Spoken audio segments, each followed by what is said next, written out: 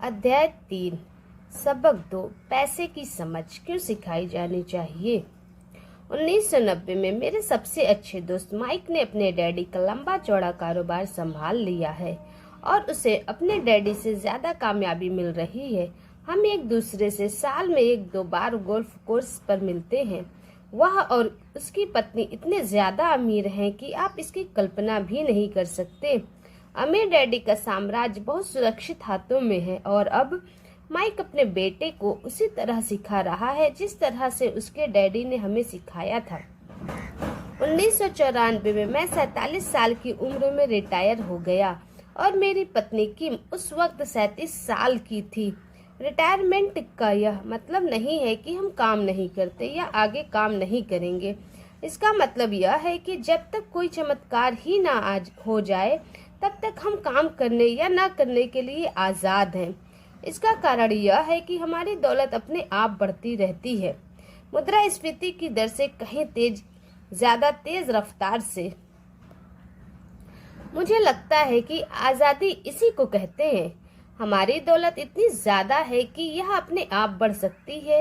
यह पेड़ लगाने की तरह है, आप सालों तक इसे पानी देते रहे और एक दिन इसे आपकी जरूरत नहीं रह जाती। इसकी जड़ें जमीन में काफी गहराई तक पहुंच जाती हैं। इसके बाद पेड़ आपके सुख के लिए छाया और फल देता है। माइक ने साम्राज्य चलाने का विकल्प चुना और मैंने रिटायर होने का। जब भी मैं लोगों से बातें करता हूं तो वे अक्सर मुझसे सलाह मांगते हैं कि उन्हें क्या करना चाहिए, शुरुआत कहां से और कैसे की जानी चाहिए। आपकी नजर में कौन सी पुस्तक अच्छी रहेगी? हम अपने बच्चों को यह कैसे सिखाएं? सबसे अमीर बिजनेसमैन। 1923 में हमारे सबसे महान नेता और सबसे अमीर बिजनेसमैन शिकागो में एजवाटर बीच पर इकट्ठा हुए। ये लोग बहुत मशहूर थे। चार्ल्स श्वाब सबसे बड़ी स्टील कंपनी के मुखिया थे। सैमुअल इंसूल दुनिया की सबसे बड़ी यूटिलिटी के अध्यक्ष थे। हार्वर्ड हॉब्सन सबसे बड़ी गैस कंपनी के मुखिया थे। आइवर क्रूजर दुनिया के सबसे बड़ी कंपनी में से एक इंटरनेशनल मैच कंपनी के अध्यक्ष थे। Leone Fraser bank of international settlement के अध्यक्ष थे। Richard Wheaton New York stock exchange के मुखिया थे। आर्थर कॉटन और जेसी लिवरमोर सबसे बड़े 2 स्टॉक स्पेकुलेटर्स शेयर का कारोबार करने वाले थे और अल्बर्ट फॉल प्रेसिडेंट हार्डिंग के कैबिनेट में मंत्री थे। 25 साल बाद इनमें से 9 लोगों का अंत इस तरह हुआ। श्वाब 5 साल तक कर्ज में डूबे रहने के बाद गरीबी में मरे। इंसुएल की मौत विदेश में दिवालियापन की हालात में हुई। क्रूजर और कॉटन भी गरीबी में मरे। हॉब्सन पागल हो गए। व्हीटन और अल्बर्ट फॉल उस समय जेल से रिहा हुए थे। फ्रेजर और लिवरमोर आत्महत्या कर चुके थे। शायद कोई भी ठीक से यह नहीं बता सकता कि इन लोगों के साथ ऐसा क्यों हुआ था। यह 1923 की बात है। हम इतना अंदाजा तो लगा सकते हैं कि यह 1929 के मार्केट क्रैश और बड़ी आर्थिक मंदी के कारण मंदी के ठीक पहले का समय था। मंदी का इन लोगों पर निश्चित रूप से बहुत ज्यादा असर हुआ होगा। देखने वाली बात यह है कि आज हम इन लोगों से ज्यादा मुश्किल समय में जी रहे हैं। परिवर्तन ज्यादा तेजी से हो रहे हैं और पूरी दुनिया में हो रहे हैं। मुझे लगता है कि आने वाले 25 सालों में बहुत से ऐसे उतार चढ़ाव आएंगे जो इन लोगों द्वारा झेले गए उतार चढ़ावों की तरह ही होंगे। मुझे यह चिंता है कि बहुत से लोग सिर्फ पैसे पर अपना ध्यान लगाए बैठे हैं और अपनी सबसे बड़ी दौलत पर ध्यान नहीं दे रहे हैं, जिसका नाम है शिक्षा। अगर लोग लचीले होने, दिमाग खुला रखने और सीखने के लिए तैयार रहे तो इन परिवर्तनों के बावजूद वे बहुत अमीर बन सकते हैं। अगर लोग यह सोचेंगे कि पैसे ही उनकी समस्या को सुलझा सकता है तो ऐसे लोगों के लिए आगे आने वाला समय बहुत परेशानी भरा होगा। बुद्धि से समस्याएं सुलझती है और पैसा आता है। अगर आपके पास पैसे की समझ नहीं है तो पैसा चाहे आ भी जाए पर ज्यादा देर तक नहीं टिकता। ज्यादातर लोग जिंदगी भर यह नहीं समझ पाते कि असल बात यह नहीं है कि आप कितना पैसा कमा पाते हैं, बल्कि यह है कि आप कितना पैसा रख पाते हैं। हमने लॉटरी जीतने वाले उन गरीब लोगों की कहानियां सुनी है जो अचानक अमीर बन जाते हैं, पर कुछ समय बाद वे फिर से गरीब हो जाते हैं।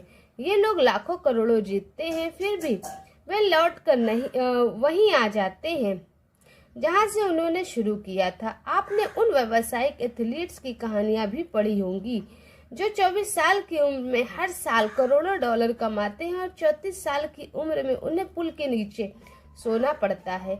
आज ही के अखबार में एक युवा बास्केटबॉल खिलाड़ी की खबर छपी है जो 1 साल पहले करोड़ों का मालिक था। आज वह यह शिकायत करता फिर रहा है कि उसके दोस्तों, वकीलों और अकाउंटेंट्स ने उसके पैसे हड़प लिए और इसी वजह से आज उसे बहुत कम मजदूरी पर कार धोने का काम करना पड़ रहा है। वह सिर्फ 29 साल का है। उसे कार धोने के काम से भी निकाल दिया गया है। इसकी वजह यह थी कि उसने कार साफ करते समय अपने चैंपियनशिप रिंग उतारने से मना कर दिया और इसलिए उसकी खबर अखबार में छप गई। वह अपने निकाले जाने का विरोध कर रहा है और कहता है कि यह भेदभाव है। अंगूठी ही तो उसकी महान जिंदगी की इकलौती निशानी है।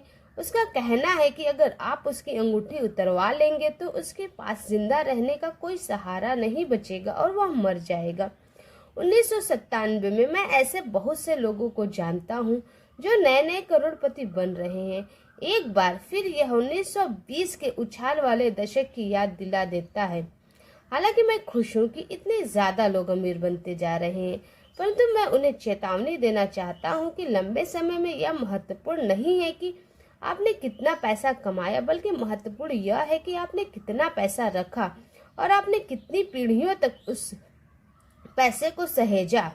तो जब लोग मुझसे पूछते हैं हम किस तरह शुरू करें या मुझे बताएं कि जल्दी से अमीर कैसे बना जा सकता है, तो वे मेरे जवाब से बहुत निराश होते हैं। मैं उनसे सिर्फ यही कहता हूँ जो मेरे अमीर डैडी ने मुझसे बचपन में कहा था, अगर तुम अमीर बनना चाहते हो तो तुम्हारे पास पैसे की समझ होनी चाहिए।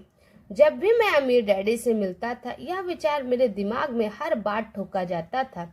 जैसे मैंने कहा, मेरे पढ़े लिखे डैडी हमेशा किताबें पढ़ने के फायदे बताते रहते थे। दूसरी तरफ मेरे अमीर डैडी वित्तीय साक्षरता या पैसे की समझ विकसित करने पर जोर देते थे। अगर आप एम्पायर स्टेट बिल्डिंग बनाने जा रहे हैं तो सबसे पहले आपको एक गहरा गड्ढा खोदना पड़ेगा और एक मजबूत नींव डालनी होगी। अगर आप किसी उपनगर में एक घर बनाने जा रहे हैं तो आपको सिर्फ 6 इंच की कंक्रीट का स्लैब डालना होगा। ज्यादातर लोग अमीर बनने के चक्कर में 6 इंच के स्लैब पर एम्पायर स्टेट बिल्डिंग खड़ी करना चाहते हैं। हमारा स्कूल सिस्टम उस जमाने का है जब खेती किसानी ही अर्थव्यवस्था का आधार थी। आज भी यह बिना नींव के घरों में भरोसा करता है।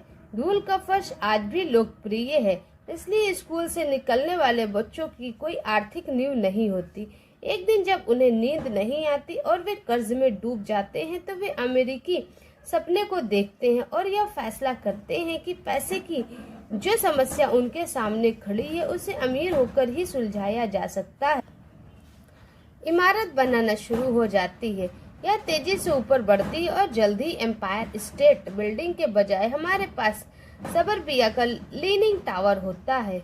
हमारी रातों की नींद एक बार फिर उड़ जाती है। माइक और मेरे लिए दोनों ही विकल्प संभव थे क्योंकि हमारी आर्थिक नींव मजबूत थी और पैसे की समझ हमें बचपन से ही सिखाई गई थी। देखा जाए तो अकाउंटिंग शायद दुनिया का सबसे बोरिंग विषय है या बहुत उलझन भरा विषय भी है, परंतु अगर आप लंबे समय तक अमीर बने रहना चाहते हैं तो यह सबसे महत्वपूर्ण विषय भी है। सवाल यह है कि आप इसे बोरिंग और उलझन भरे विषय को अपने बच्चे को किस तरह सिखा सकते हैं। इस सवाल का जवाब है इसे आसान बनाकर पहले इसे तस्वीरों के जरिए सिखाएं। अमीर डैडी ने माइक और मेरे लिए एक मजबूत आर्थिक नींव डाली थी। क्योंकि हम लोग छोटे बच्चे थे इसलिए उन्होंने हमें सिखाने का एक आसान तरीका इजाद किया। सालों तक वे केवल चित्र बनाते रहे और उनके साथ शब्दों का इस्तेमाल करके हमें समझाते रहे। जब माइक और मैंने उन आसान डायग्राम्स की मदद से आर्थिक शब्दावली और पैसे के खेल को समझ लिया तो इसके कई सालों बाद अमीर डैडी ने अंकों को जोड़ना शुरू किया। आज माइक को जितने अकाउंटिंग विश्लेषण की जरूरत है वह उससे भी कहीं सूक्ष्म और जटिल विश्लेषण कर सकता है। उसके पास 10 अरब डॉलर का साम्राज्य है। मैं इतना ज्यादा जटिल विश्लेषण नहीं करता क्योंकि मेरा साम्राज्य छोटा है, परंतु हम दोनों की ही नींव आसान नींव थी। आगे आने वाले पृष्ठों में मैं आपके सामने वही आसान से चित्र खींचूंगा जो माइक के डैडी ने हमारे लिए खींचे थे। हालांकि वे आसान है, परंतु इन चित्रों के सहारे उन्होंने 2 छोटे बच्चों को ठोस और गहरी नींव पर दौलत का बड़ा महल बनाना सिखाया। नियम 1, आपको संपत्ति एसेट और दायित्व लायबिलिटीज का अंतर पता होना चाहिए और हमेशा संपत्ति ही खरीदनी चाहिए। अगर आप अमीर बनना चाहते हैं तो आपको बस इतना ही जानने की जरूरत है। यह पहला नियम है, यही इकलौता नियम है। यह बहुत आसान लगता है, परंतु ज्यादातर लोगों को यह पता ही नहीं है कि यह नियम कितना महत्वपूर्ण है। ज्यादातर लोग पैसे की समस्याओं में सिर्फ इसलिए उलझते रहते हैं क्योंकि उन्हें यह पता ही नहीं होता कि संपत्ति और दायित्व में क्या फर्क होता है। अमीर लोग संपत्ति इकट्ठी करते हैं, गरीब और मध्यवर्गीय लोग दायित्व इकट्ठा करते हैं। और मजे की बात यह है कि उन लोगों को यह लगता है कि वे संपत्ति इकट्ठी कर रहे हैं। जब अमीर डैडी ने माइक और मुझे यह बताया तो हमने सोचा कि वे मजाक कर रहे हैं। हम 2 बच्चे अमीर बनने का रहस्य जानने के लिए इतने हैरान परेशान थे, जबकि उसका जवाब इतना आसान था। यह इतना ज्यादा आसान था कि हमें इस बात पर सोचने के लिए बहुत देर तक ठहरना पड़ा। संपत्ति क्या होती है? माइक ने पूछा। अभी उस बारे में चिंता मत करो, अमीर डैडी ने कहा। अभी सिर्फ इस विचार को अपने दिमाग में घुस जाने दो। अगर तुम इसे आसानी से समझ सकते हो तो तुम्हारी जिंदगी की एक योजना होगी और तुम्हें जिंदगी भर पैसे की कभी दिक्कत नहीं आएगी। यह आसान है, इसलिए इसे अनदेखा कर दिया जाता है। आपका मतलब है कि हमें बस इतना ही जानने की जरूरत है कि संपत्ति क्या है। यह जानने के बाद हम उसे हासिल कर ले और अमीर बन जाए, मैंने पूछा। अमीर डैडी ने हामी भरी। हाँ, यह इतना ही आसान है। अगर यह इतना आसान है तो फिर हर आदमी अमीर क्यों नहीं बन जाता, मैंने पूछा। अमीर डैडी मुस्कुराए। क्योंकि लोग संपत्ति और दायित्व में फर्क नहीं कर पाते। मुझे याद है मैंने पूछा, वयस्क लोग इतने मूर्ख कैसे हो सकते हैं? अगर यह इतना आसान है और इतना महत्वपूर्ण है तो हर कोई इसे जानना या खोजना क्यों नहीं चाहता? संपत्ति और दायित्व क्या होते हैं, यह समझाने में अमीर डैडी को बस कुछ ही मिनट लगे। बड़े लोगों को यह नियम समझाने में मुझे बहुत कठिनाई होती है। क्यों? क्योंकि बड़े लोग ज्यादा स्मार्ट होते हैं। मैंने अक्सर देखा है कि ज्यादातर लोग आसान विचारों को नहीं समझ पाते। इसका कारण यह है कि उनकी शिक्षा अलग तरह से हुई है। उन्हें दूसरे प्रोफेशनल्स ने पढ़ाया है, जैसे bankers, accountants, real estate agents, financial planners इत्यादि। ज्यादातर बड़े लोगों के सामने मुश्किल यह होती है कि उन्हें बहुत कुछ भूलना पड़ता है और एक बार फिर से बच्चा बनना पड़ता है। एक समझदार वयस्क को अक्सर ऐसा लगता है कि आसान परिभाषाओं पर ध्यान देना मूर्खता है। अमीर डैडी किस शब्द में यकीन करते थे? Keep it simple stupid. मूर्ख, इसे आसान ही रहने दो। इसलिए वे हम दो छोटे बच्चों को सबक को आसान बनाते थे।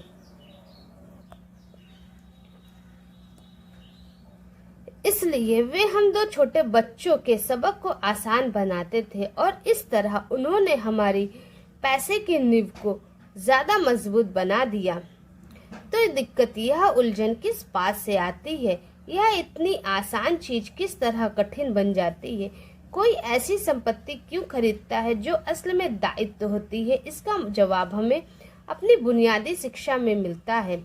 हम साक्षरता शब्द पर ध्यान देते हैं और पैसे की साक्षरता को अनदेखा कर देते हैं। कोई वस्तु संपत्ति है या दायित्व, यह कैसे पता चलेगा? अगर आप सचमुच झंझट में फंसना चाहें तो इन शब्दों को डिक्शनरी में देख ले। मैं जानता हूँ कि वहाँ दी हुई परिभाषाएं किसी अकाउंटेंट को अच्छी लगती होंगी, परंतु दिक्कत यह है कि यहाँ आम आदमी उन्हें पूरी तरह से नहीं समझ पाता। फिर भी हम वयस्क लोग यह मानने में अपनी तौहीन समझते हैं कि कोई चीज हमें समझ में नहीं आ रही है। छोटे बच्चों को समझाते समय अमीर डैडी ने एक बार कहा था, संपत्ति को शब्दों में नहीं अंकों के द्वारा पढ़ा जाता है, और अगर आप अंकों को नहीं पढ़ सकते तो आपको संपत्ति और जमीन में खुदे गड्ढे में कोई फर्क महसूस नहीं होगा। अकाउंटिंग में अंक महत्वपूर्ण नहीं है, महत्वपूर्ण तो वह बात है जो अंक आपको बता रहे हैं। यह शब्दों की ही तरह है, शब्द महत्वपूर्ण नहीं होते, महत्वपूर्ण वह बात होती है जो शब्दों के जरिए बताई जाती है। कई लोग पढ़ते हैं परंतु ज्यादा समझ नहीं पाते। यह रीडिंग कॉम्प्रिहेंशन या पढ़े हुए को समझने की काबिलियत होती है, और इस क्षेत्र में हम सबकी अलग अलग काबिलियत होती है। उदाहरण के लिए मैंने हाल ही में एक नया वीसीआर खरीदा। इसके साथ निर्देश पुस्तिका भी थी जिसमें समझाया गया था कि अपने वीसीआर को किस तरह प्रोग्राम किया जाता है। मैं शुक्रवार की शाम को आने वाले अपने फेवरेट टीवी शो को रिकॉर्ड करना चाहता था, पर उस निर्देश पुस्तिका को पढ़ते पढ़ते मैं पागल हो गया। मुझे दुनिया में कोई भी काम इतना मुश्किल नहीं लग रहा था जितना कि अपने वीसीआर को प्रोग्राम करना। मैं शब्दों को पढ़ सकता था, परंतु इसके बावजूद मुझे समझ में कुछ नहीं आ रहा था। मुझे शब्दों को पहचानने में ए मिल रहा था, परंतु उन्हें समझने में मुझे एफ मिल रहा था, और यही ज्यादातर लोगों के साथ पैसे के मामले में होता है। अगर आप अमीर बनना चाहते हैं तो आपको अंकों को पढ़ना और उन्हें समझना आना चाहिए। मैंने अपने अमीर डैडी से यह बात हजारों बार सुनी, और मैंने यह भी सुना है अमीर लोग संपत्ति इकट्ठी करते हैं जबकि गरीब और मध्य वर्गीय लोग दायित्व इकट्ठे करते हैं। यह बताया जा रहा है कि संपत्ति और दायित्व में क्या फर्क होता है। ज्यादातर अकाउंटेंट और फाइनेंशियल प्रोफेशनल्स परिभाषाओं पर आपस में सहमत नहीं होते, परंतु यह आसान चित्र या रेखा चित्र दो छोटे बच्चों के लिए मजबूत वित्तीय नींव डालने में बड़े काम आए। बहुत छोटे बच्चों को सिखाने के हिसाब से अमीर डैडी ने हर चीज को बहुत आसान बना रखा, और जहां तक बन पड़ा उन्होंने चित्र या रेखा चित्र का प्रयोग ज्यादा किया, शब्दों का उपयोग कम से कम किया, और अंकों का तो कई वर्षों तक इस्तेमाल ही नहीं किया। यह एक संपत्ति का कैश फ्लो पैटर्न है। संपत्ति जो कि अल्टीमेटली हमारी आय होती है। ऊपर दिया हुआ बॉक्स एक इनकम स्टेटमेंट है जिसे अक्सर लाभ और हानि का स्टेटमेंट भी कहा जाता है। यह आमदनी और खर्च बताता है, आने वाला पैसा और जाने वाला पैसा। नीचे का चित्र बैलेंस शीट है। इसे इसलिए यह कहा जाता है क्योंकि इसमें संपत्ति और दायित्वों को एक साथ मिलाकर देखा जाता है, यानी उन्हें बैलेंस किया जाता है। कुछ लोग जिनमें पैसे की समझ नहीं होती इनकम स्टेटमेंट और बैलेंस शीट के बीच के संबंध को नहीं जानते। यह संबंध जानना बहुत जरूरी है। पैसे की तंगी की असली वजह यह होती है कि लोग संपत्ति और दायित्व के बीच के अंतर को ठीक से नहीं समझ पाते। अक्सर इन दोनों शब्दों की परिभाषाएं भी समस्या खड़ी कर देती हैं। अगर आपको दुविधा में पढ़ना अच्छा लगता है तो आप शब्दकोश उठाकर उसमें संपत्ति और दायित्व शब्दों का मतलब देख लें।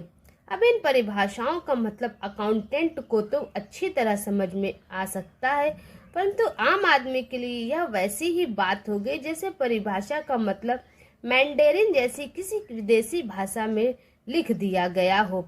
आप परिभाषा में लिखे हुए शब्दों को तो पढ़ सकते हैं, परंतु उन्हें अच्छी तरह समझना कठिन है। इसलिए जैसा मैंने पहले कहा था, मेरे अमीर डैडी ने हमेशा दोनों छोटे बच्चों को यह आसान परिभाषा सिखाई।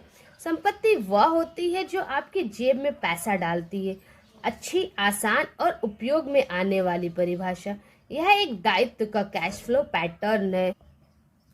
दायित्व वो होता है जो आपकी जेब से व्यय करवाता है। अब चूंकि संपत्ति और दायित्व को चित्रों से समझा दिया गया है, इसलिए शब्दों में दी गई परिभाषाओं को समझना ज्यादा आसान होगा। संपत्ति वह चीज है जो मेरी जेब में पैसे डालती है, दायित्व वह चीज है जो मेरी जेब से पैसे निकालती है। वास्तव में आपको इतना ही जानने की जरूरत है। अगर आप अमीर बनना चाहते हैं तो आप जिंदगी भर संपत्ति खरीदते रहिए। अगर आप गरीब या मध्यवर्गीय आदमी बनना चाहते हैं तो आप दायित्व खरीदते रहिए। इनके बीच के फर्क को न जानने से ज्यादातर लोग जीवन भर पैसे की तंगी से परेशान रहते हैं। पैसों के लिए आदमी इसलिए परेशान होता रहता है क्योंकि वह ना तो शब्दों को समझ पाता है, ना ही अंकों को। जिन लोगों के सामने पैसे की मुश्किलें आ रही हैं, उन्हें यह समझ लेना चाहिए कि शब्दों या अंकों में ऐसा कुछ है जिसे वे पढ़ नहीं पा रहे। कोई चीज ठीक से उनकी समझ में नहीं आ रही है। अमीर लोग इसलिए अमीर होते हैं क्योंकि इस मामले में वे पैसे की तंगी से परेशान लोगों से ज्यादा समझदार होते हैं। तो अगर आप अमीर बनना चाहते हैं और अपनी दौलत को बनाए रखना चाहते हैं तो पैसे की साक्षरता और समझदारी महत्वपूर्ण है, शब्दों में भी और अंकों में भी। चित्रों में जो तीर लगे हैं वे पैसे के बहाव यानी कैश फ्लो को बताते हैं। ध्यान रखिए, सिर्फ अंकों से पूरी बात समझ में नहीं आती है और सिर्फ शब्दों से भी पूरी बात समझ में नहीं आती है। महत्व तो पूरी कहानी का होता है। किसी वित्तीय रिपोर्ट में अंकों को पढ़ना प्लॉट या कहानी ढूंढने की तरह ही है। पैसा कहाँ जा रहा है, इस बात की कहानी। 80% परिवारों की पैसे की कहानी यह होती है कि वे अमीर बनने के लिए कड़ी मेहनत करते जाते हैं। इसका कारण यह नहीं है कि वे पैसा नहीं कमाते, असली कारण यह है कि वे जिंदगी भर संपत्ति की जगह दायित्व खरीदते रहते हैं। उदाहरण के तौर पर यह एक गरीब आदमी या घर पर रहने वाले नौजवान का कैश फ्लो पैटर्न है। गरीब आदमी के पास रोजगार से आय आती है और उस आय को वो खर्च करता है टैक्स पर, भोजन पर, किराया पर, कपड़े, मनोरंजन, यात्रा पर। यह मध्यवर्गीय आदमी का कैश फ्लो पैटर्न है। मध्यवर्गीय व्यक्ति के पास रोजगार से आय आता है, आय से वो व्यय करता है, व्यय से वो सिर्फ दायित्व खरीदता है, दायित्व अल्टीमेटली उसके सारे पैसे को व्यय कर देती है। जो व्यय है टैक्स, मॉर्टगेज, स्थायी व्यय, भोजन, कपड़े, मनोरंजन पर, यह उसके दायित्व है। Mortgage, consumer loan, credit card. यह एक अमीर आदमी का कैश फ्लो पैटर्न है। वो अपनी आय से संपत्ति खरीदता है। संपत्ति अल्टीमेटली उसकी आय ही होती है। उसकी आय है डिविडेंड्स, ब्याज, किराए से आय, रॉयल्टी। इन पैसों से वो संपत्ति खरीदता है, stock, bonds, notes, real estate, बौद्धिक संपदा। जैसा कि आप देख सकते हैं, ये सभी चित्र बहुत ज्यादा सरल बना दिए गए हैं। हम में से हर एक को जिंदा रहने के लिए खर्च करना पड़ता है। हम सभी को रोटी, कपड़े और मकान की जरूरत होती है। चित्र यह बताते हैं कि गरीब, मध्यवर्गीय और अमीर आदमी की जिंदगियों में पैसे किस तरह आता जाता है। कैश फ्लो पूरी कहानी बता देता है। इस कहानी में यह बताया जाता है कि वह आदमी अपने पैसे को किस तरह से इस्तेमाल करता है। एक बार पैसा हाथ में आ जाने के बाद वह उस पैसे को क्या करता है। मैंने अपनी कहानी अमेरिका के सबसे अमीर व्यक्तियों से इसलिए शुरू की ताकि मैं यह बता सकूं कि इतने सारे लोगों की सोच में कहाँ गलती होती है। गलती यह होती है कि वे यह मानते हैं कि पैसे से सारी समस्याएं सुलझ जाती हैं। इसलिए जब लोग मुझसे फटाफट अमीर बनने के नुस्खे पूछते हैं तो मैं कांप जाता हूँ। यह कि उन्हें कहाँ से शुरू करना चाहिए। मैं अक्सर सुनता हूँ, मैं कर्ज में हूँ इसलिए मुझे और ज्यादा पैसे कमाने चाहिए। परंतु यह देखने में आया है कि ज्यादा पैसे से समस्या नहीं सुलझती। सच कहा जाए तो इससे समस्या और ज्यादा बढ़ सकती है। पैसा हमारी इंसानी कमजोरियों को अक्सर ज्यादा उभार देता है। पैसा अक्सर हमारे ऐसे पहलू पर रोशनी डालता है जिसके बारे में हम अनजान रहते हैं।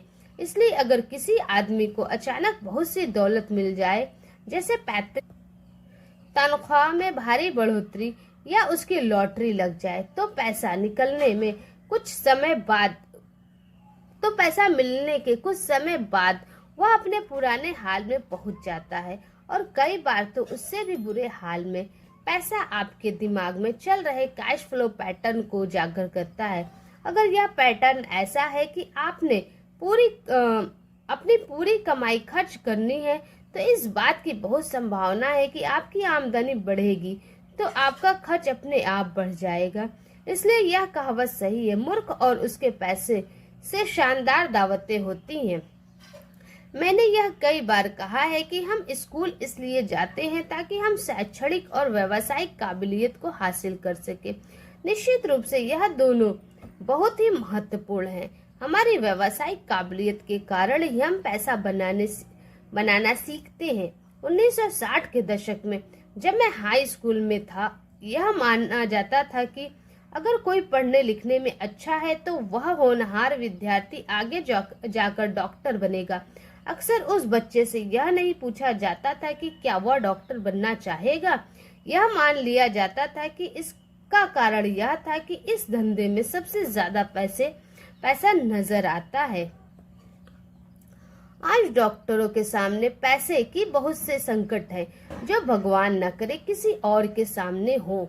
बीमा कंपनियां इस व्यवसाय पर काबू किए हैं, सरकार भी दखल दे रही है और अदालतों में मुआवजों के केस दायर हो रहे हैं इत्यादि। आज बच्चे बास्केटबॉल स्टार बनना चाहते हैं, टाइगर वुड्स की तरह गोल्फर बनना चाहते हैं, कंप्यूटर विशेषज्ञ बनना चाहते हैं, movie star, rock star, beauty queen या वॉल स्ट्रीट पर ट्रेडर बनना चाहते हैं।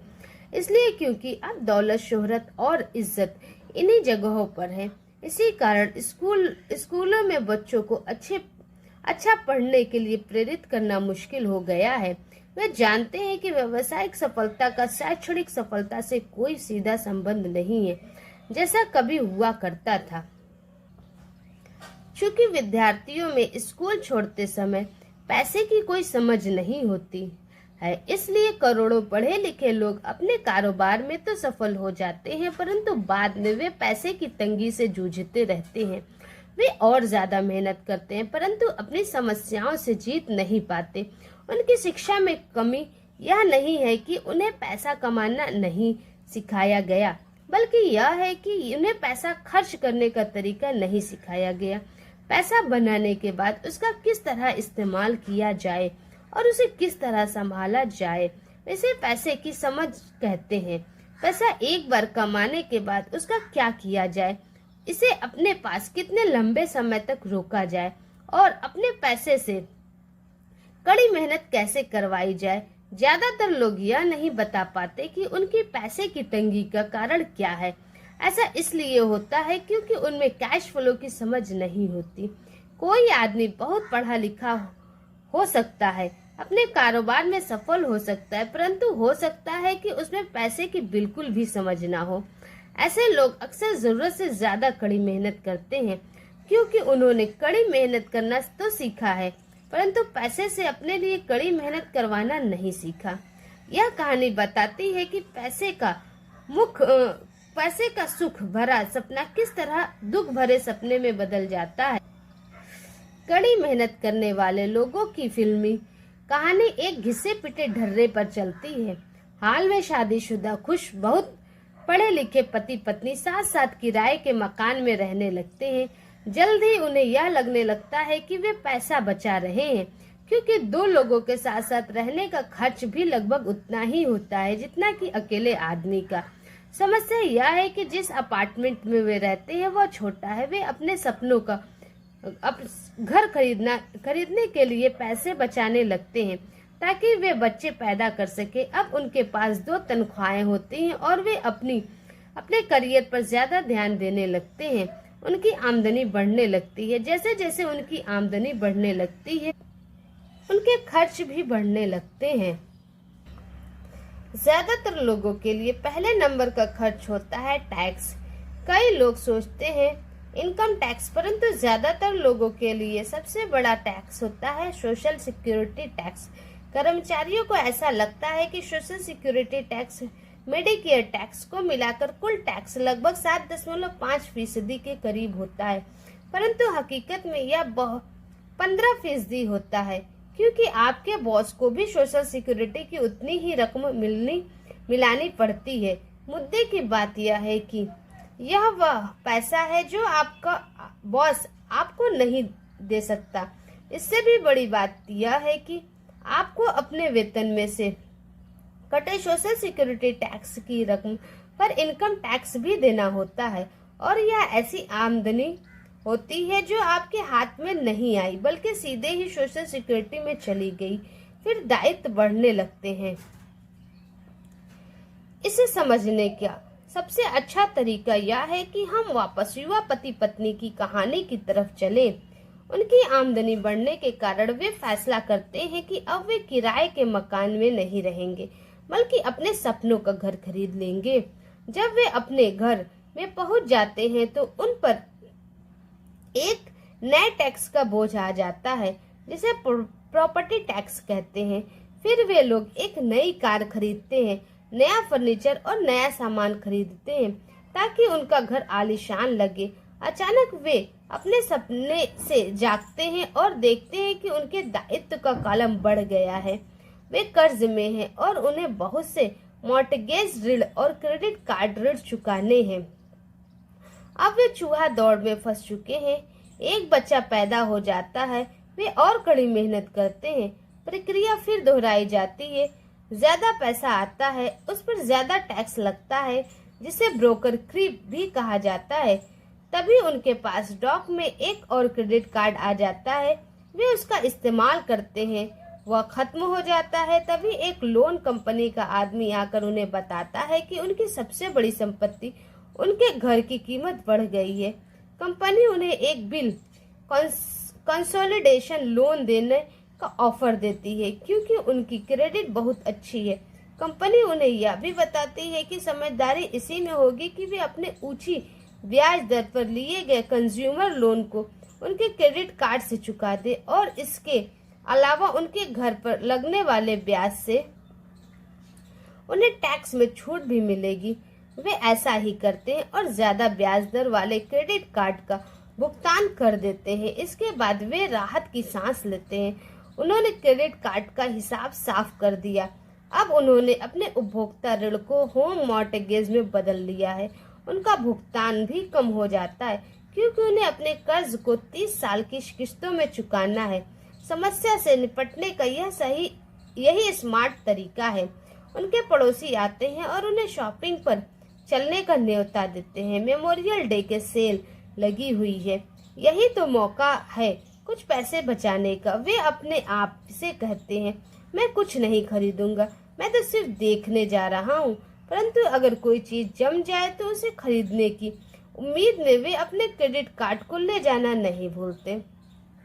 मैं ऐसे युवा दंपत्ति से हर समय टकराता हूँ। उनके नाम बदलते रहते हैं, परंतु उनके पैसे की तंगी एक सी ही रहती है। वे मेरी चर्चाओं में यह सुनने के लिए आते हैं कि मैं इस बारे में क्या कहता हूँ। वे मुझसे पूछते हैं, क्या आप हमें बता सकते हैं कि और ज्यादा पैसे कैसे कमाया जा सकता है? उनकी खर्चीली आदतों ने उन्हें और ज्यादा कमाने के लिए मजबूर कर दिया है। वे इतना भी नहीं जानते कि दरअसल समस्या पैसा कमाने की नहीं है, पैसा सही तरह से खर्च करने की है, और यही पैसे की तंगी का कारण है। यह समस्या इसलिए पैदा होती है क्योंकि उनमें पैसे की समझ नहीं होती है। यह समस्या इसलिए और भी भयानक हो जाती है क्योंकि वे संपत्ति और दायित्व के फर्क को नहीं समझ पाते। मेरा मानना है कि ज्यादा पैसे से ज्यादा ही कभी किसी की पैसे की समस्या सुलझती है। समस्याएं समझदारी से सुलझती है। मेरा एक दोस्त बार बार कर्ज में फंसे लोगों की को यही सलाह देता है, अगर आपको लगता है कि आपने अपने आप को किसी गड्ढे में फंसा लिया है तो गड्ढा खोदना बंद कर दो। मेरे डैडी बचपन में हमें बताया करते थे कि जापानी 3 ताकतों को मानते हैं, तलवार की ताकत, रत्नों की ताकत और दर्पण की ताकत। तलवार हाथियों की ताकत का प्रतीक था। अमेरिका ने हथियारों पर खरबों डॉलर खर्च कर दिए और इसी कारण वह आज विश्व में सबसे ताकतवर देश है। रत्न पैसे की ताकत का प्रतीक है। इस कहावत में कुछ तो सच्चाई है। यह स्वर्णिम नियम है। याद रखो, जिसके पास स्वर्ण है वही नियम बनाता है। दर्पण आत्मज्ञान का प्रतीक है। जापानी दंत कथा के अनुसार यह आत्मज्ञान इन तीनों में सबसे कीमती वस्तु है। गरीब और मध्यवर्गीय लोग अक्सर धन की ताकत से नियंत्रित होते हैं। वे सुबह सुबह उठकर कड़ी मेहनत करने यानी नौकरी करने चले जाते और खुद से यह तक नहीं पूछते कि क्या ऐसा करना समझदारी है। पैसे की समझ ना होने के कारण ज्यादातर लोग पैसे की डरावनी ताकत को यह इजाजत दे देते हैं कि वह उन्हें काबू में कर ले। पैसे की ताकत उनके विरोध में इस्तेमाल होती है। अगर वे दर्पण की ताकत का इस्तेमाल करते तो वे खुद से यह सवाल पूछते, क्या इसमें समझदारी है।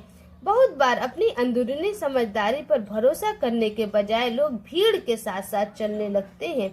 वे कई काम इसलिए करते हैं क्योंकि सभी लोग ऐसा करते हैं।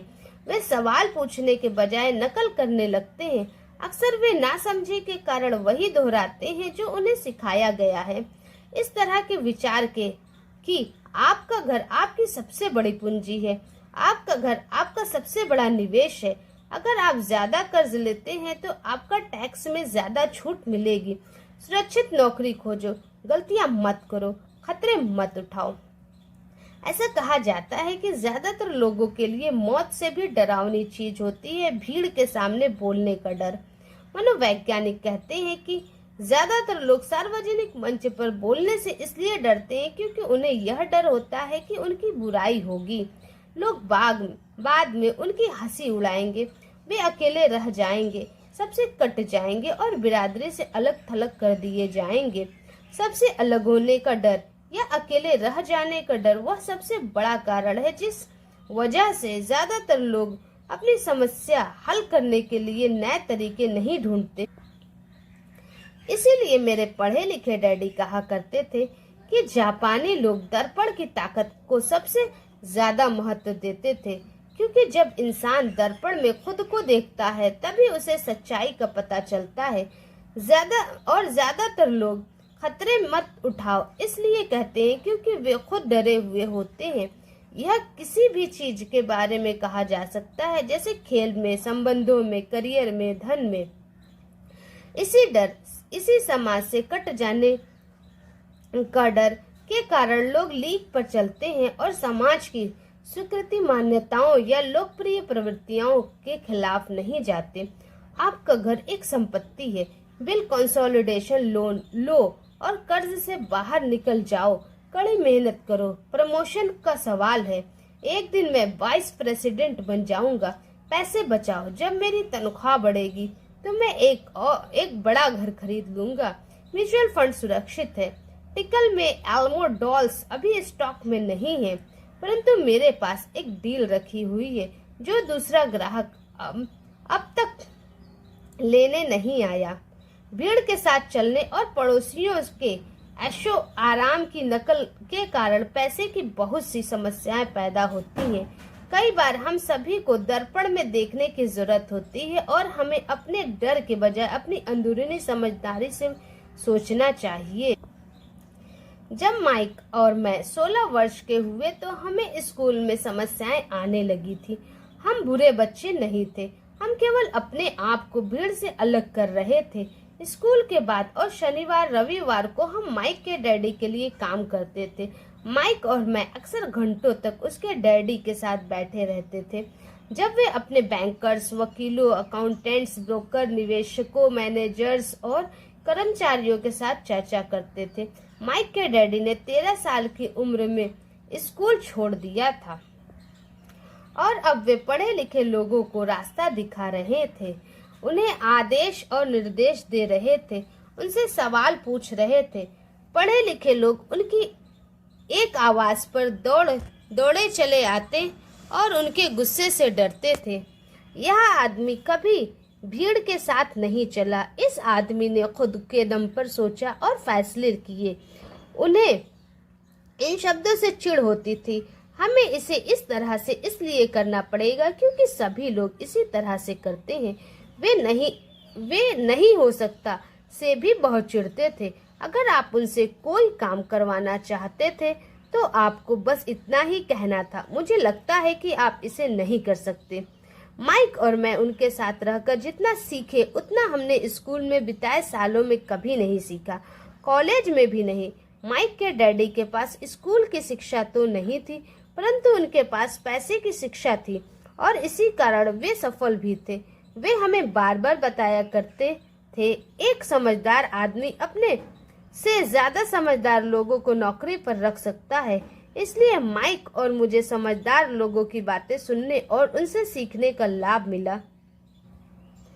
परंतु इसके कारण माइक और मैं दोनों ही उस सामाजिक मान्यता के साथ नहीं चल पाए जो हमारे शिक्षक हमें सिखाते थे, और इस वजह से कई समस्याएं पैदा हो गई।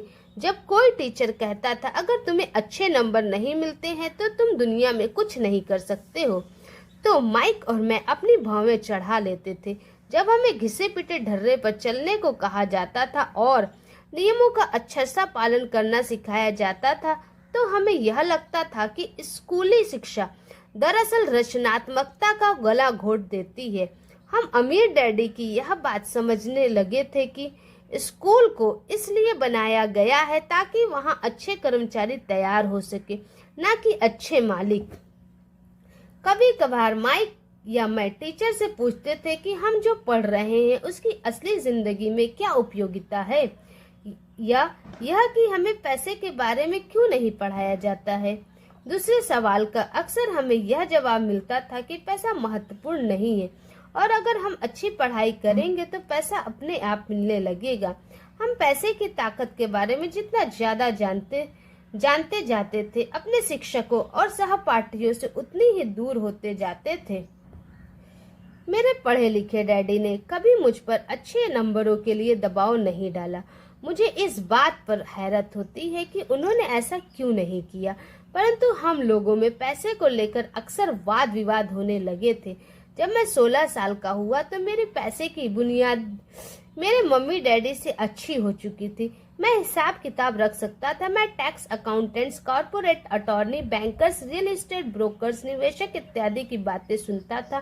मेरे डैडी शिक्षकों से बातें करते थे। एक दिन मेरे डैडी मुझे बता रहे थे कि हमारा घर हमारे लिए सबसे बड़ा निवेश क्यों है। इस बात को लेकर हम लोगों में बहस हो गई। जब मैंने उन्हें यह बताया कि घर हमारे लिए एक अच्छा निवेश क्यों नहीं है, आगे आने वाले चित्र से यह साफ हो जाता है कि अपने घरों को लेकर मेरे अमीर डैडी और मेरे गरीब डैडी के विचारों में कितना अंतर था। एक डैडी के हिसाब से उनका घर एक संपत्ति थी, जबकि दूसरे डैडी के हिसाब से यह एक दायित्व था। अमीर डैडी, संपत्ति में कुछ नहीं, दायित्व है हमारा घर। गरीब डैडी, उनकी संपत्ति उनका घर है, जबकि दायित्व में कुछ भी नहीं। मुझे याद है मैंने नीचे वाला चित्र खींचकर अपने डैडी की कैश फ्लो की दिशा समझाने की कोशिश की थी। मैंने उन्हें यह भी बताया था कि घर के साथ साथ उससे जुड़े कुछ दीगर खर्च भी बढ़ जाते हैं। एक ज्यादा बड़े घर का मतलब था और ज्यादा खर्च, और इसका मतलब यह था कि कैश फ्लो खर्च के कॉलम से होकर गुजरता रहता था। एक बड़े घर के साथ हमारा व्यय बढ़ जाता है। मॉर्टगेज, रियल प्रॉपर्टी, टैक्स, बीमा, रख रखाव, उपयोगिता, ये हमारे दायित्व हो जाते हैं। आज भी लोग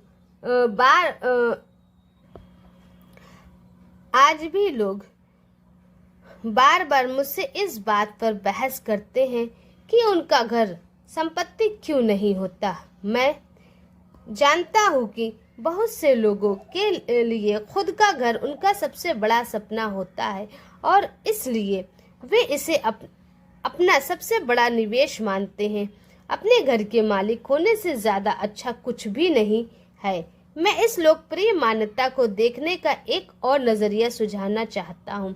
अगर मैं और मेरी पत्नी एक ज्यादा बड़ा और आलीशान मकान खरीदने की बात सोचते हैं तो हम जानते हैं कि यह एक संपत्ति नहीं होगी बल्कि एक दायित्व होगा, क्योंकि इससे हमारे जेब से पैसा निकल जाएगा।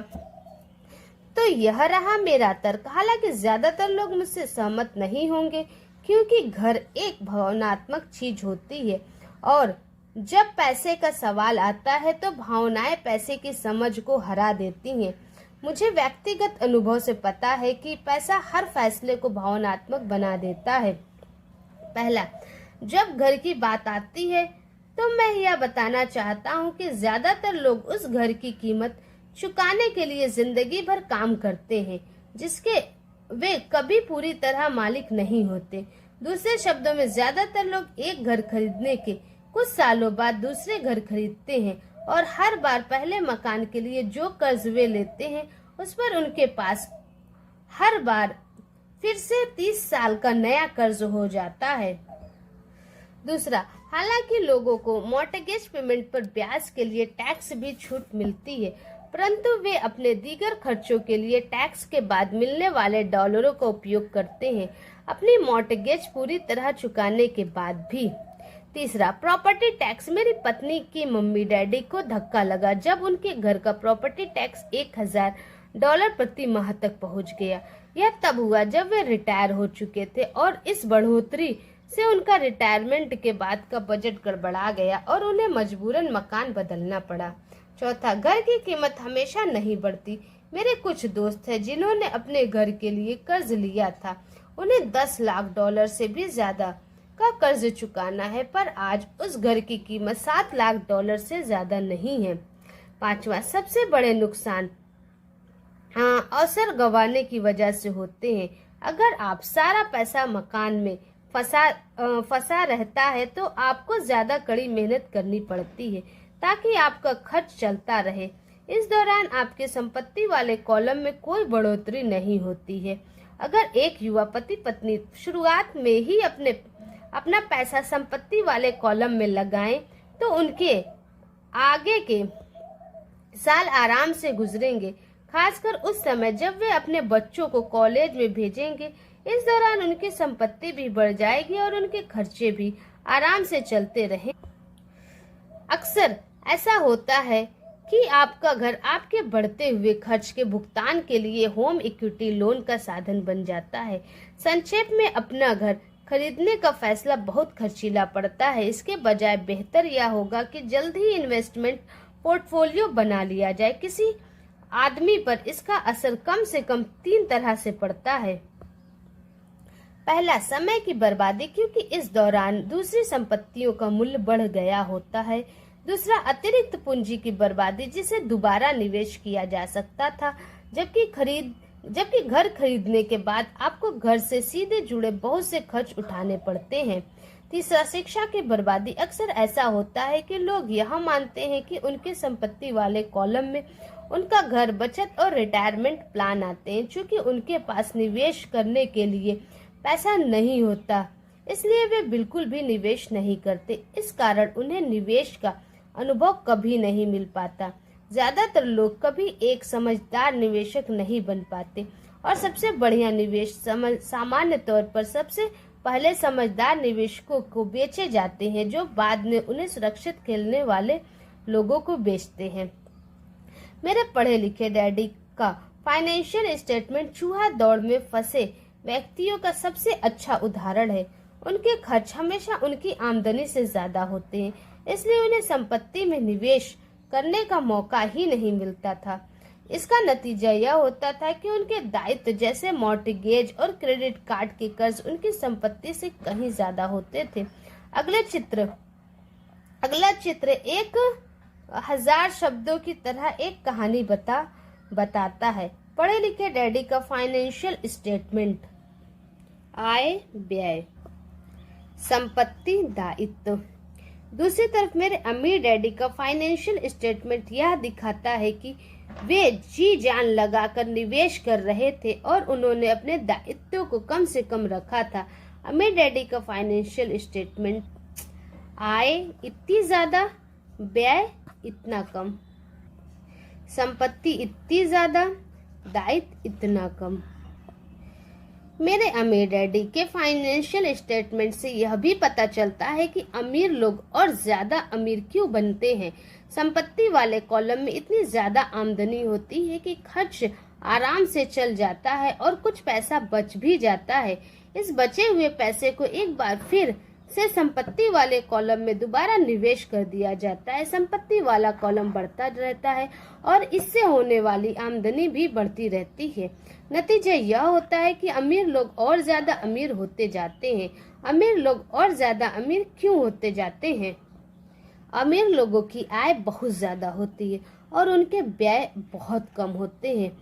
अपनी आय से वे संपत्ति का कॉलम ज्यादा खरीदते हैं, जिससे उनकी पुनः आय और ज्यादा हो जाती है, जबकि उनके दायित्व बहुत कम होते हैं। मध्य वर्ग के लोग हमेशा पैसे की तंगी से जूझते रहते हैं। उनकी मूल आमदनी तनख्वाह से होती और जैसे जैसे उनकी तनख्वाह बढ़ती है, उनके टैक्स भी बढ़ते जाते हैं। इसके साथ ही आमदनी बढ़ने पर उनके खर्च भी बढ़ जाते हैं। इसलिए इसे चूहा दौड़ कहा गया है।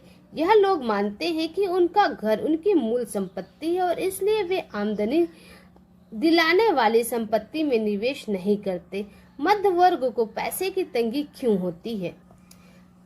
मध्यम वर्ग की जितनी आय होती है वो उतना पूरा व्यय कर देते हैं। आय इक्वल टू व्यय। क्योंकि वो अपनी संपत्ति में कम निवेश करते हैं और अपने दायित्व में बहुत व्यय कर देते हैं, इसलिए उनका दायित्व बढ़ जाता है और संपत्ति घट जाती है। आज की कर्जदार सोसाइटी दो बातें मानती है। पहली यह कि खुद का घर एक निवेश होता है और दूसरी यह कि तनख्वाह बढ़ने पर खर्च भी बढ़ना चाहिए। यह एक ज्यादा बड़ा घर खरीद लेना चाहिए। बढ़ते हुए खर्च के कारण परिवार ज्यादा कर्ज में फंस जाते हैं और उन्हें पैसे की और ज्यादा तंगी का सामना करना पड़ता है। हालांकि वे अपनी नौकरियों में लगातार तरक्की कर रहे हैं और उनकी तनख्वाह लगातार बढ़ती जा रही है। इसे हाई रिस्क लिविंग या बहुत जोखिम भरी जीवन शैली कहा जाता है और इसका कारण यह है कि ऐसे लोगों में पैसे की समझ नहीं होती। 1990 के दशक में नौकरियों में भारी कटौती से यह बात पता चली कि मध्य वर्ग पैसे के मामले में कितना असुरक्षित है। अचानक कंपनी पेंशन प्लान की जगह पर 401 के प्लान आ गए हैं। सोशल सिक्योरिटी निश्चित रूप से संकट में है और इसे रिटायरमेंट का सहारा नहीं बनाया जा सकता। मध्य वर्ग में घबराहट का माहौल पैदा हो गया है। आज एक अच्छी बात यह है कि ज्यादातर लोग यह बातें समझते हैं और इसलिए उन्होंने म्यूचुअल फंड खरीदना शुरू कर दिया है। निवेश में हुई बढ़ोतरी के कारण ही हमने स्टॉक मार्केट में इतनी तेजी देखी है। आज मध्य वर्ग की बढ़ती मांग को पूरा करने के लिए नए नए म्यूचुअल फंड बनते जा रहे हैं। म्यूचुअल फंड इसलिए लोकप्रिय है क्योंकि वे सुरक्षा के प्रतीक है। औसत म्यूचुअल फंड खरीदने वाले आदमी नौकरी में टैक्स और मॉर्टगेज चुकाने में, अपने बच्चों के कॉलेज के लिए पैसा बचाने में और अपने क्रेडिट कार्ड का हिसाब साफ करने में बहुत ज्यादा व्यस्त हैं। उनके पास इतना समय नहीं है कि वे निवेश करने की कला सीख सके, इसलिए वे म्यूचुअल फंड के मैनेजर की काबिलियत पर भरोसा करते हैं। साथ ही चूंकि म्यूचुअल फंड कई तरह के निवेश करता है, इसलिए उन्हें ऐसा लगता है कि उनका पैसा ज्यादा सुरक्षित है क्योंकि यह कई टुकड़ों में बट गया है या डाइवर्सिफाइड हो गया है। पढ़े लिखे मध्य वर्ग का यह समूह म्यूचुअल फंड ब्रोकर्स और फाइनेंशियल प्लानर्स के डाइवर्सिफाई सिद्धांत को सही मानता है। सुरक्षित रहो, जोखिम से बचो। असली त्रासदी यह है कि पैसे की समझ न होने के कारण औसत मध्यवर्गीय लोग खतरों का सामना करते हैं। उनके सुरक्षित खेलने का असल कारण यह होता है कि उनके पास पैसे की तंगी होती है। उनकी बैलेंस शीट में बैलेंस नहीं होता। उनका संपत्ति वाला कॉलम तो खाली रहता है जहां से आमदनी आती है, जबकि उनके दायित्व वाला कॉलम पूरा भरा रहता है। सामान्य तौर पर उनकी आमदनी का इकलौता साधन उनका वेतन होता है। उनका जीवन यापन पूरी तरह से उनके बॉस पर निर्भर होता है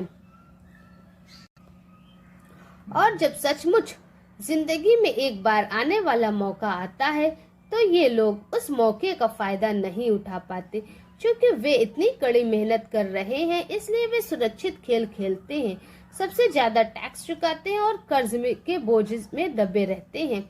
जैसा मैंने इस खंड के शुरू में कहा था, सबसे महत्वपूर्ण नियम यह है कि संपत्ति और दायित्व के बीच के अंतर को पहचाना जाए। एक बार आप इनमें फर्क समझ लें, इसके बाद आप आमदनी देने वाली संपत्ति खरीदने की लगातार कोशिश करते रहें। यह अमीर बनने की राह पर चलने का सबसे बढ़िया तरीका है। इसे करते रहें और आपका संपत्ति वाला कॉलम बढ़ता रहेगा। अपने दायित्व और खर्च को कम करने की कोशिश भी करते रहें। इससे पैसा आपके संपत्ति वाले कॉलम में आता रहेगा। जल्द ही आपका संपत्ति वाला कॉलम इतना ज्यादा मजबूत हो जाएगा कि आप और ज्यादा जोखिम वाले निवेश कर सकेंगे। ऐसे निवेश जिनमें 100% से अंत तक फायदा हो सकता है। ऐसे निवेश जिनमें $5,000 की रकम जल्दी ही $10 लाख या इससे ज्यादा हो जाती है। ऐसे निवेश जिन्हें मध्य वर्ग बहुत जोखिम भरा मानता है। निवेश जोखिम भरा नहीं है, यह उस व्यक्ति के पैसे की नासमझी है, वित्तीय निरक्षरता है जो उसे बहुत जोखिम भरा बना देती है। अगर आप वही करते हैं जो सभी लोग करते हैं तो आपको यह चित्र मिलेगा।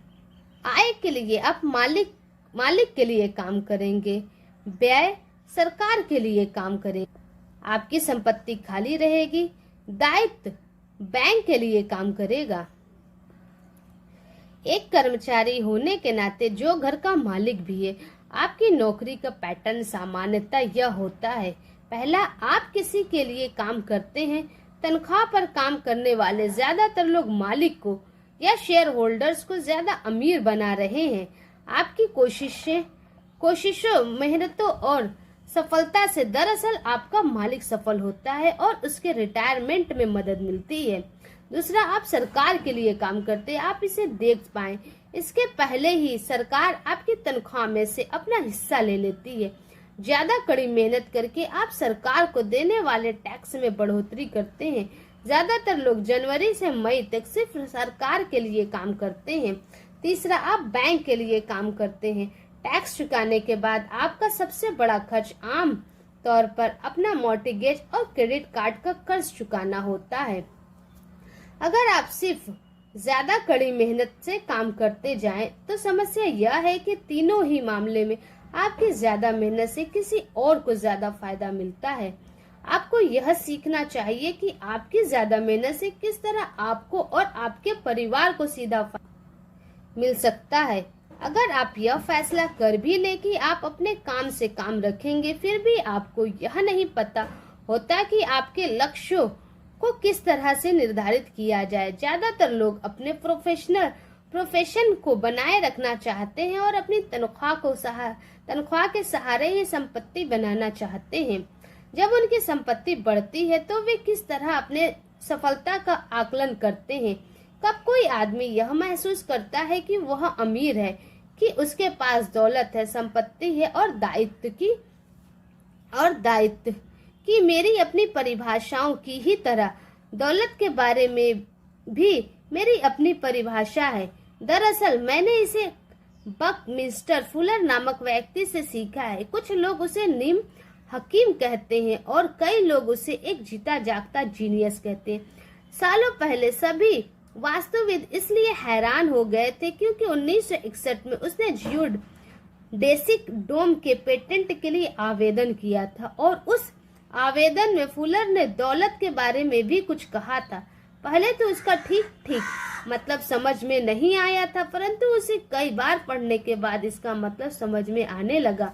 दौलत किसी आदमी की वह योग्यता है जिसके सहारे वह आगे आने वाले इतने दिनों तक जिंदा रह सकता है। यानी अगर मैं आज काम करना बंद कर दूं तो मैं कितने समय तक जिंदा रह सकता हूं। यह नेटवर्थ की तरह नहीं है जो आपकी संपत्ति और दायित्व के बीच का अंतर है। हर व्यक्ति को लगता है कि उसके पास जो सामान है वो बहुत कीमती है, परंतु इस परिभाषा से सचमुच सही आकलन किया जा सकता है। मैं अब आकलन कर सकता हूँ और सचमुच जानता हूँ कि आर्थिक रूप से आजाद होने के मेरे लक्ष्य के संदर्भ में मैंने कितनी तरक्की कर ली है।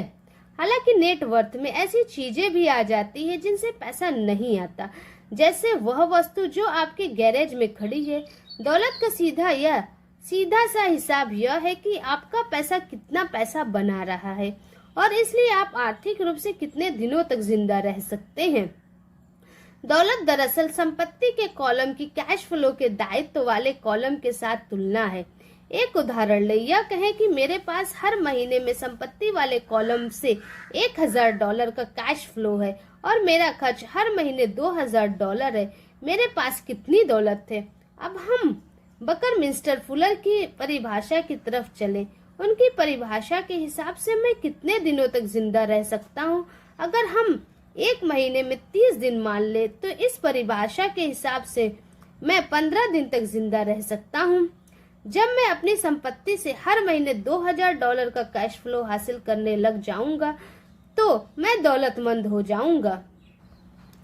हालांकि मैं अमीर नहीं हूँ, परंतु मैं दौलतमंद जरूर हूँ। हर महीने मेरी संपत्ति से मुझे जो आमदनी मिलती है वह मेरे महीने भर के खर्च के लिए काफी होती है। अगर मैं अपने खर्च को बढ़ाना चाहता हूँ तो मुझे इसके पहले अपनी संपत्ति से आने वाले कैश फ्लो को बढ़ाना होगा। यह ध्यान रखें कि इस बिंदु पर मैं अपनी तनख्वाह पर बिल्कुल भी निर्भर नहीं हूँ। मैंने संपत्ति वाले कॉलम को भरने में जी तोड़ कोशिश की थी और मैं इसमें सफल भी हुआ था, जिसके कारण आज मैं आर्थिक रूप से आजाद हो गया हूँ। अगर मैं आज अपनी नौकरी छोड़ भी दूं तो मेरी संपत्ति से इतना कैश फ्लो आता रहेगा कि मेरा खर्च आसानी से चलता रहेगा। मेरा अगला लक्ष्य यह होगा कि मेरी संपत्तियों से आने वाली अतिरिक्त कैश फ्लो को फिर से संपत्ति वाले कॉलम में निवेश कर दिया जाए। मेरी संपत्ति वाले कॉलम में जितना ज्यादा पैसा जाता है, मेरा संपत्ति वाला कॉलम उतना ही बढ़ता रहता है। मेरा संपत्ति वाला कॉलम जितना ज्यादा बढ़ता है, वहां से उतना ही ज्यादा कैश फ्लो आता है और जब तक मैं अपने खर्च को आने वाले कैश फ्लो से कम रखता हूँ, तब तक मैं ज्यादा अमीर बनता रहूंगा। और ध्यान देने वाली बात यह है कि मेरी आमदनी शारीरिक मेहनत से नहीं बल्कि दूसरे जरिए से हो रही है। जब तक पुनर्निवेश की यह प्रक्रिया चलती रहती है, मैं अमीर बनने की राह पर तेजी से चलता रहूंगा। अमीरी की असली परिभाषा देखने वाले को निगाह में होती है। आप कभी अत्यधिक अमीर नहीं हो सकते। इस आसान सबक को याद रखें। अमीर संपत्ति खरीदते हैं, गरीब केवल खर्च करते हैं। मध्य वर्ग दायित्व खरीदता है, परंतु यह सोचता है कि वह संपत्ति खरीद रहा है। तो किस तरह मैंने अपने काम से काम रखा? इस सवाल का जवाब क्या है? मैकडोनाल्ड मालिक की बात सुने,